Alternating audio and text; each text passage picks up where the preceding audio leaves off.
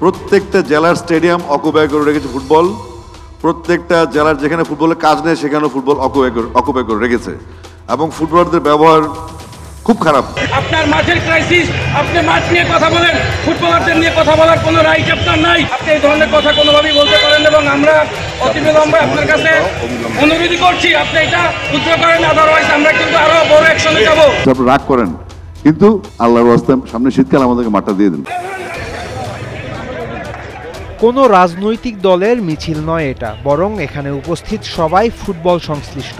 সাবেক ও বর্তমান footballer, coach, সংগঠক থেকে ফুটবল ভক্ত সবাই ছিলেন বুধবার জাতীয় স্টেডিয়ামে। উদ্দেশ্য ছিল বিসিবি পরিচালক আসিফ আকবরের নিঃশর্ত ক্ষমা চাওয়ার দাবিতে মৌন মিছিল।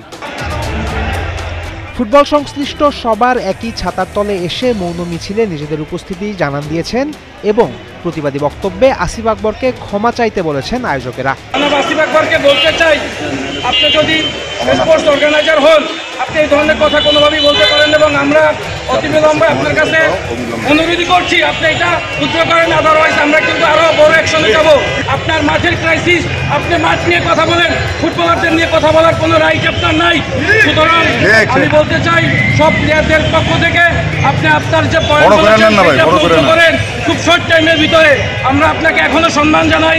আপনি একজন সঙ্গীত শিল্পী, আপনি একজন স্পোর্টস অর্গানাইজার হতে পারেন না। ফুটবলারদের সাথে আসিফ আকবরের রেষারেষি শুরু হয় 9 নভেম্বর 2025। বিসিবির দুদিনব্যাপী বাংলাদেশ ক্রিকেট কনফারেন্সের প্রথম দিন হুট করেই আসিফ আকবর মাঠ নিয়ে কথা বলতে গিয়ে ফুটবলারদের আক্রমণ করে বক্তব্য দেন। প্রত্যেকটা জেলার স্টেডিয়াম অকুপাই করে রেখেছে ফুটবল, প্রত্যেকটা জেলার যেখানে ফুটবলের কাজ নেই সেখানেও ফুটবল অকুপাই করে রেখেছে এবং ফুটবলারদের ব্যবহার খুব খারাপ। আমি সরাসরি বলতে চাই, কারণ ক্রিকেটের ডিসিপ্লিন খেলা, এটা আভিজাত্যের খেলা, এখানে অনেক নিয়ম কারণ আছে, রেকর্ডের খেলা। আর ফুটবলার হচ্ছে যদি থ্রো একজনের গায়ে আরেকজন লাগে সে মিথ্যা কথা বলছে আমার থ্রো, তাই না? শুরুটাই খারাপ। তৎক্ষণাৎ আসিফের কথা ছড়িয়ে পড়ে দাবানলের মতো। পরদিনই একজন বোর্ড পরিচালকের এমন বক্তব্যের কারণ জানতে চেয়ে বিসিবিকে চিঠি দেয় বাফুফে।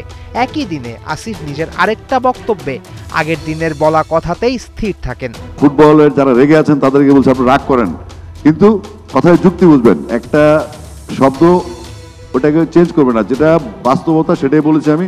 আপনিও রাগ করেছেন সেটাও ঠিক আছে, কিন্তু আমাদের সিদ্ধান্তে আসতে হবে যে আপনারাও খেলবেন আমরাও খেলবো।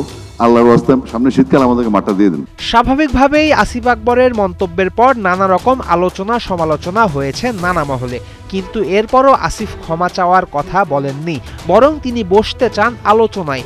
ফুটবলকে মাঠ ছাড় দিতে চাইলেও বছরের একটা নির্দিষ্ট সময়ে তিনি ক্রিকেটের জন্য বরাদ্দ চান মাঠ। এই সংক্রান্ত কোনো রকম আলোচনায় বসার কথা আবার আসেনি বাফুফের তরফ থেকে। এখন তাই দেখার বিষয় দেশের সবচেয়ে বড় দুই ফেডারেশনের মাঠ নিয়ে এমন দর কষাকষির জল গড়ায় কত দূর পর্যন্ত।